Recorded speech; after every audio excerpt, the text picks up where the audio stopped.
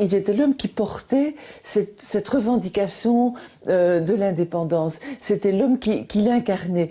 Et donc, c'est vers lui que se sont dirigés les feux. Les Belges avaient l'impression que, avec les autres, on pourrait s'entendre. Et quand je dis on pourrait s'entendre, ça veut dire on peut aussi les racheter. Les leaders congolais de l'époque que les Belges, la presse belge appelait les modérés, ils n'étaient pas si modérés que ça, ils étaient surtout corruptibles.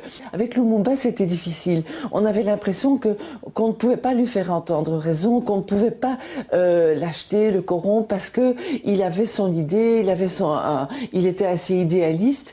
En ce sens-là, oui, c'était un radical, il n'était pas anti-belge. Même en Belgique, les adversaires de Lumumba ne restent pas inactifs. Comme la commission d'enquête a pu l'établir, des fonds secrets sont envoyés au Congo dès juillet 60 pour déstabiliser le gouvernement Lumumba.